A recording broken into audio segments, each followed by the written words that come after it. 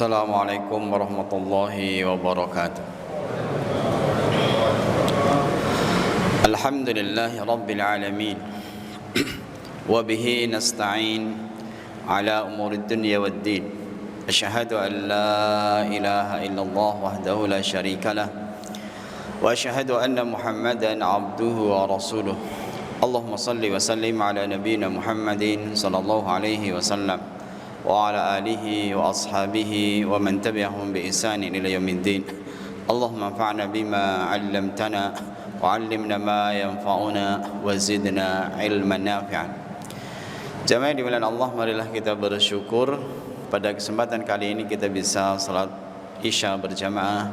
Nanti insyaallah kita lanjutkan dengan salat tarawih. Salawat dan salam mudah-mudahan dilimpahkan kepada Nabi kita Muhammad sallallahu alaihi wasallam, keluarga, sahabat dan umat yang senantiasa istiqamah di jalan Islam.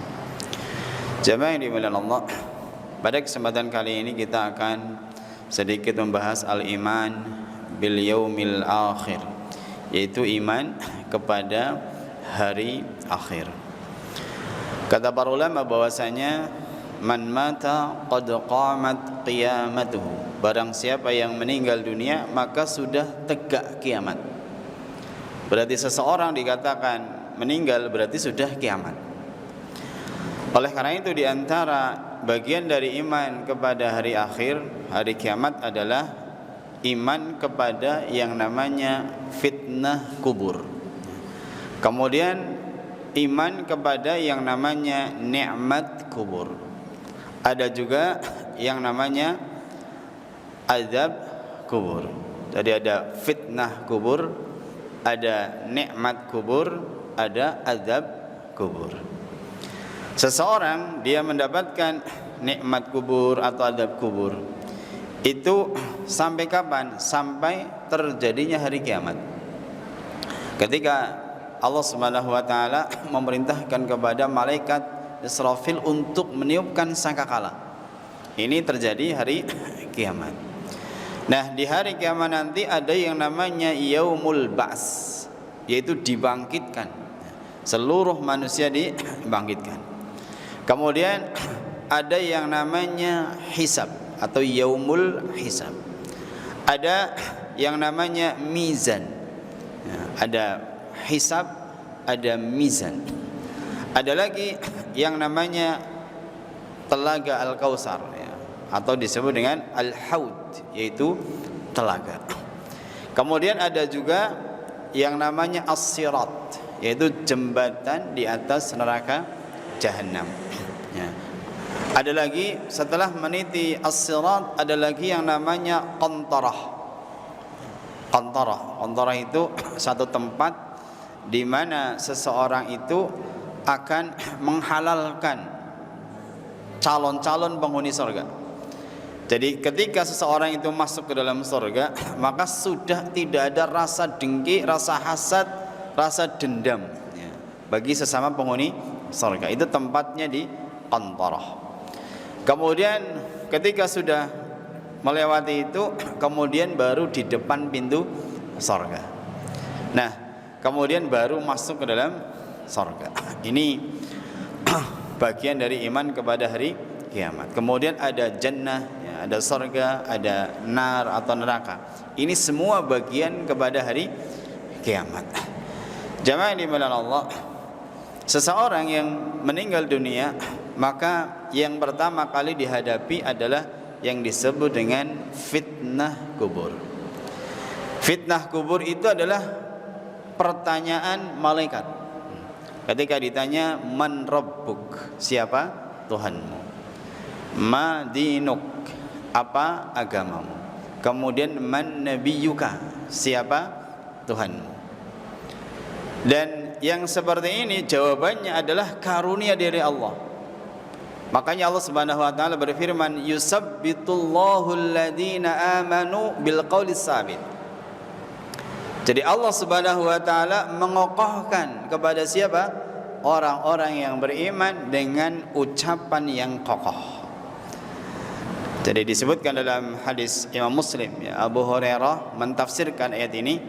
Ayat ini adalah terkait dengan pertanyaan manusia ketika di kuburnya. Ketika ditanya man rabbuka, siapa Tuhanmu? Dan Allah Subhanahu wa taala mengokohkan jawaban kepada orang-orang yang beriman. Makanya kalau kita mau belajar doanya teman-teman di sekolah atau kita yang mau belajar itu adalah raditu billahi robba, saya ridho bahwasanya Allah itu sebagai Tuhan saya, wabil islami dina, dan Islam itu sebagai agama saya yang tadi dibaca, wabi Muhammadin sallallahu alaihi wasallam nabiyya, dan Nabi Muhammad sallallahu alaihi wasallam adalah nabi. Ini supaya kita mengharapkan ketika ditanya oleh kedua malaikat itu bisa menjawab dengan kokoh. Sebagaimana Allah Subhanahu wa taala berfirman, yusabbitullahu alladhina amanu bil qaulis sabit. Allah Subhanahu wa taala mengokohkan siapa? Orang-orang yang beriman dengan ucapan yang kokoh. Ketika ditanya man rabbuka, maka dia bisa menjawab Allahu Rabbi, Tuhanku adalah Allah. Ini anugerah bagi orang-orang yang beriman. Kita semua mengharapkan bisa menjawab pertanyaan malaikat di alam barzakh. Kemudian jamaah yang dimana Allah, ini hadis yang diriwayatkan oleh Imam Muslim ini menunjukkan adanya fitnah kubur. Kemudian yang kedua, hadis yang menunjukkan adanya fitnah kubur adalah ketika Nabi sallallahu alaihi wasallam itu melewati dua kuburan. Kemudian Rasulullah sallallahu alaihi wasallam mengatakan, la yu'adzaban, sungguh dua penghuni kubur itu sedang diadab. Dan dua orang itu diadab bukan masalah yang besar, tetapi masalah yang kecil. Kemudian kata Nabi, dia itu yang pertama menyebabkan dia diadab di alam kubur, yang pertama adalah an-namimah, yaitu adu domba. Atau yang kedua adalah la yastatirul baul, yaitu dia ketika ke WC itu tidak hati-hati ketika dia buang air kecil sehingga nyiprat-nyiprat gitu ya. Sehingga ketika dia toharoh bersuci di WC itu masih ada kencingnya itu tidak bersih. Ini menyebabkan seseorang itu diadab di alam kubur gitu. Ini masalah yang sepele. Kenapa bisa begitu? Karena ketika dihisab, hisab yang pertama kali ditanya itu adalah masalah salatnya.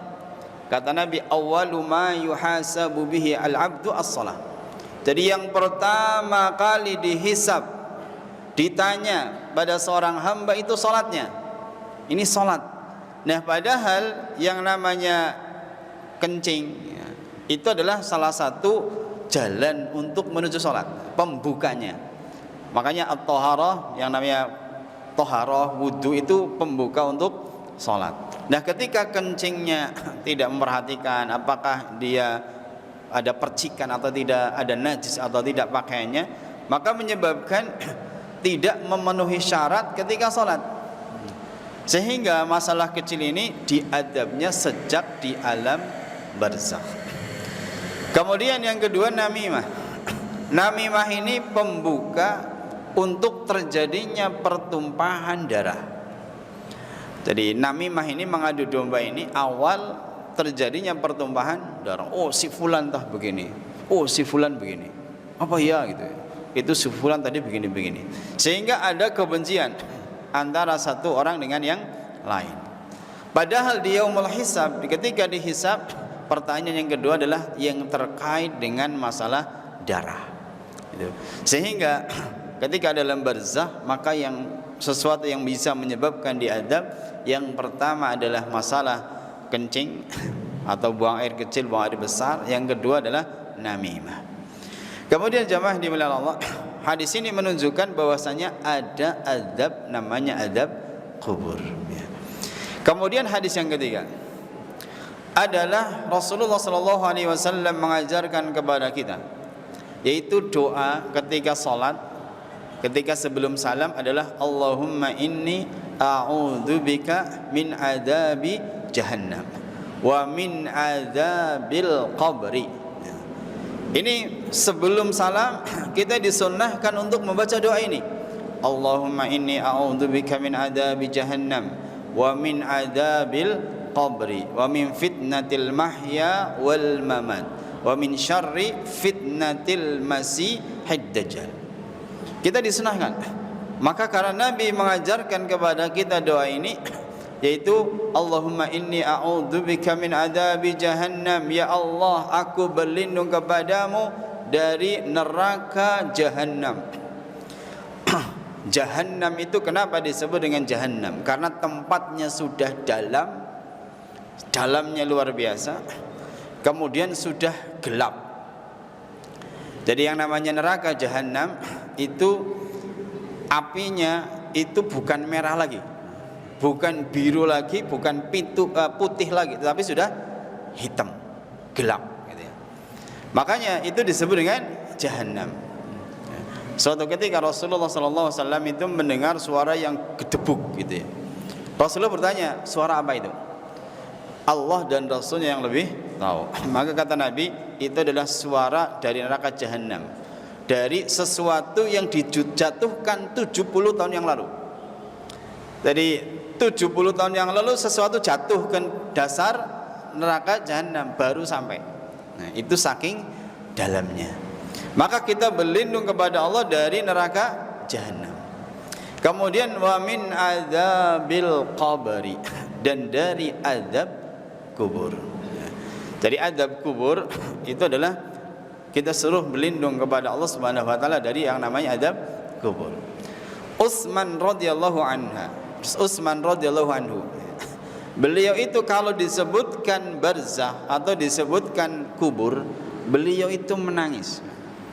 Padahal Utsman bin Affan, beliau itu adalah sahabat Rasulullah sallallahu alaihi wasallam yang dijamin masuk surga. Utsman fil jannah, Utsman itu di surga. Tetapi kalau disebutkan kubur, disebutkan barzah, beliau nangis. Beliau menangis. Jadi ketika ditanya kenapa menangis, karena barzah itu pembuka. Kalau di kuburan itu enak, ya sudah kesananya enak. Tapi kalau di kuburan celaka, ya sudah. Oleh karena itu jamaah yang dimuliakan Allah, Utsman saja nangis, maka kemudian kita lebih khawatir lagi terhadap yang namanya azab kubur. Kemudian jamaah yang dimuliakan Allah, ini tentang dalilnya. Kemudian yang berlaku ketika di barzah atau alam kubur itu seperti apa? Kalau di dunia yang berlaku itu hukum fisik, dicubit sakit, kemudian makan enak ya enak fisiknya gitu. Nah, tetapi kalau di alam barzah, ketika di alam kubur, ketika seorang meninggal dunia, dia sudah tidak bisa merasakan apa-apa. Ketika panjenengan kita memandikan orang sakit, walaupun seru gitu ya dia nggak merasakan sakit. Walaupun katakanlah diambil matanya oleh dokter misalnya, diambil jantungnya oleh dokter, ya dia nggak merasakan apa? Sakit. Atau bahkan dibakar sampai berubah menjadi debu, debunya dibuang ke laut, ya dia tidak merasakan apa? Sakit.